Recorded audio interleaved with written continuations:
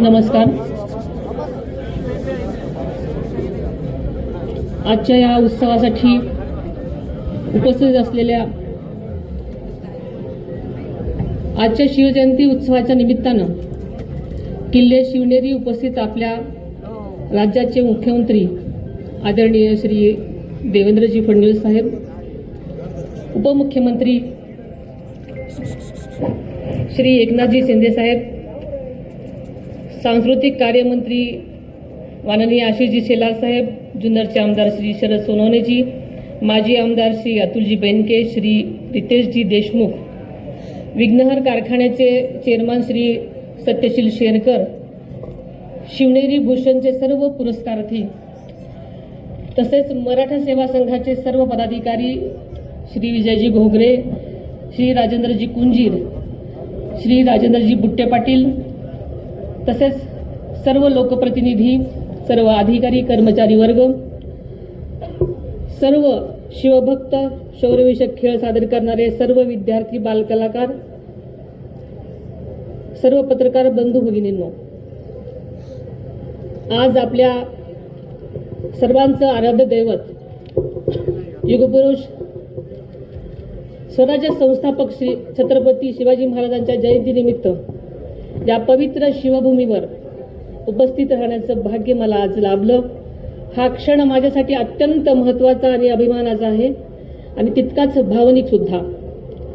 याच भूमीमध्ये स्वराज्याचा तेजस्वी सूर्य जन्माला आला आणि अन्याय अत्याचाराविरुद्ध लढण्याची प्रेरणा संपूर्ण महाराष्ट्राला दिली. या पवित्र भूमीला वंदन करून छत्रपती शिवाजी महाराजांच्या चरणी मी नतमस्तक होते. आपल्याला माहिती आहे की शिवजयंती हा केवळ उत्सव नाही, तर स्वराज्य, स्वाभिमान आणि सुशासनाचा संकल्प दृढ करण्याचा दिवस आहे. स्वराज्य रक्षक छत्रपती संभाजी महाराज, स्वराज्य संकल्पकर शहाजीराजे भोसले आणि स्वराज्य राज्य जननी राजमाता जिजाऊ मासाहेब यांच्या संस्कारातून घडलेल्या या महान कार्याची आज आपण पुन्हा आठवण जागवत आहोत. सह्याद्रीच्या कड्याकोपऱ्यातून झुंज देत स्वराज्यासाठी प्राणपणाने लढलेल्या समस्त मावळ्यांना सुद्धा मी या दिवशी वंदन करते. तसेच राज्यातल्या शेतकरी, कष्टकरी, सर्वसामान्य जनतेला सुखी समाधानी ठेव. छत्रपती शिवाजी महाराजांनी दाखविलेल्या वाटेवर चालण्याचं बळ आम्हा सर्वांना दे, असं साकडं आई शिवाजी देवीच्या चरणी घालते. यापूर्वी अनेक वेळा शिवछत्रपती महाराज आणि स्वराज्यजननी राजमाता जिजाऊ मासाहेबांना वंदन करण्यासाठी या पवित्र शिवनेरी किल्ल्यावर येण्याचं भाग्य मला लाभलं होतं. मात्र आजचा दिवस माझ्यासाठी अत्यंत वेगळा आणि जबाबदारीची जाणीव करून देणार आहे. नुकतीच मी उपमुख्यमंत्री पदाची शपथ घेतली. ज्या कठीण प्रसंगात मी शपथ घेतली त्या क्षणी माझ्या डोळ्यासमोर जिजाऊ मासाहेब उभ्या होत्या. जिजाऊ मासाहेबांनी केवळ शिवरायांना जन्म दिला नाही, तर स्वराज्याचा ध्यास दिला, संस्कार दिले आणि संकटाशी दोन हात करण्याची जिद्द दिली. तीच तुमची आमची प्रेरणा आहे, तोच आपला आधार आहे. या जन्मभूमीमध्ये ठेवलेल्या खरं तर माझ्यावर या क्षणी काटा अंगावर आलेला आहे. छत्रपती शिवरायांनी मावळ्यांना दिलेली स्वराज्याची शपथ आठवली. आपण सर्वजण शिवछत्रपती यांची मावळे आहोत, हीच भावना या क्षणी माझ्या मनात आहे. ज्या विचारांवरती आदरणीय दादांनी आयुष्यभर वाटचाल केली, तोच शिवशाहू फुले आंबेडकरांच्या विचारांचा वारसा मी कधीही सोडणार नाही, हा शब्द या पवित्र भूमीमध्ये शिवजयंतीच्या साक्षीनं आज मी तुम्हाला सर्वांना देते. गेल्या अनेक वर्षापासून शिवजन्म सोहळ्याचं आदरणीय दादांनी अत्यंत श्रद्धेनं आणि निष्ठेनं उपस्थित राहत असत. शिवनेरी किल्ला ही शिवभूमी त्यांच्यासाठी केवळ ऐतिहासिकच स्थळ नव्हतं, तर ते त्यांच्या विचाराचं आणि कार्याचं प्रेरणास्थान होतं. आज ज्या ठिकाणी उभी राहून मी भाषण करते, याच ठिकाणी आदरणीय दादांनी अनेक वेळा छत्रपती शिवाजी महाराजांना वंदन केलेलं आपण सगळ्यांनी पाहिलेलं आहे. स्वराज्याचा संदेश जनतेपर्यंत पोहोचवलेला आहे.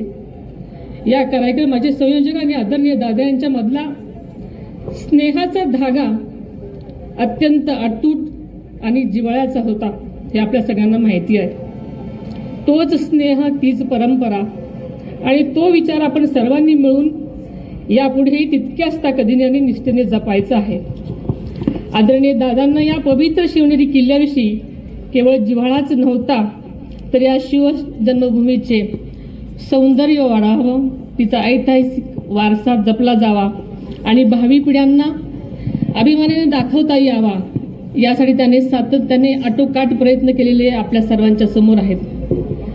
त्यांच्या पुढाकारातून शिवनेरी विकास आराखडा साकार झाल्याने या परिसराच्या सर्वांगीण विकासासाठी आवश्यक निधी उपलब्ध करून देण्यात आला. गेल्या वर्षीही युनेस्कोच्या जागतिक वारसा यादीमध्ये किल्ले शिवनेरीचा समावेश झाला आहे. ही आपल्यासाठी सर्वांसाठीच अभिमानाची गोष्ट आहे. यापूर्वीच शिवजन्मभूमी शिवनेरीसह राज्यातील गडकोटांच्या जतन संवर्धनासाठी त्याचा निधीचीही तरतूद केलेली आहे. केवळ शिवनेरी किल्ल्यापुरतंच नाही, तर शिवजन्मभूमी म्हणून ओळखल्या जाणाऱ्या जुन्नर तालुक्यातल्या पर्यटन तालुका म्हणून विकसित करण्याचा संकल्प त्यांनी ध्यास घेतला होता आणि त्या दिशेने ठोस पावलेही उचललेली आपल्या सगळ्यांना ठाऊक आहे. गेल्या अर्थसंकल्पातही आदरणीय दादांनी आपल्या स्वाभिमानाचा आणि इतिहासाच्या अभिमानाचा जागर उंचवणारे काही ऐतिहासिक संकल्प जाहीर केलेले होते. त्यामध्ये आग्रा येथे छत्रपती शिवाजी महाराजांचा पराक्रमाची साक्ष देणारे शिवस्मारक उभारण्याचा निर्धार त्यांनी केला. पानिपत येथे मराठा शौर्य स्मारक तसेच संगमेश्वर येथील छत्रपती शिवाजी महाराजांच्या स्मारकाचाही समावेश आहे. त्याचबरोबर किल्ले रायगड विकास आराखडा व स्वराज्य रक्षक छत्रपती संभाजी महाराजांचे बलिदान स्थळ तुळापूर आणि समाधी स्थळ उडबुद्रुक येथे स्मारकाचे काम अत्यंत वेगानं सुद्धा सुरू झालेलं आहे. या सर्व कामावर आदरणीय दादांची जातीनं लक्ष देत असत आणि ही सर्व कामं प्रगतीपथावर आहेत. आणि या प्रत्येक स्मारकातून भावी पिढ्यांना प्रेरणा, स्वाभिमान आणि राष्ट्रनिष्ठेचा संदेश मिळत राहणार आहे. आज या संकल्पाची पूर्ती करण्याची जबाबदारी आपण सर्वांनी स्वीकारायची आहे.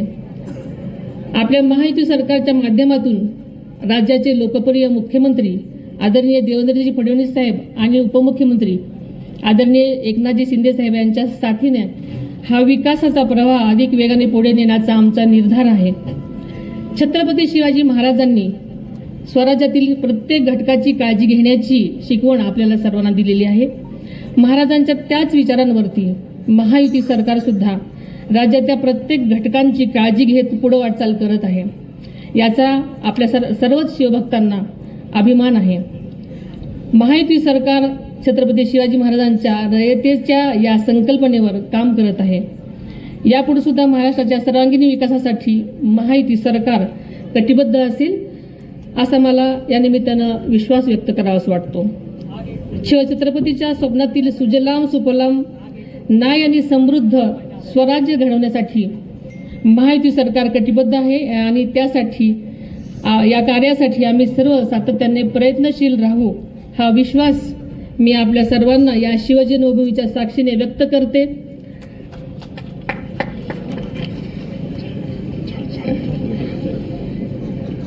आणि इथंच थांबते.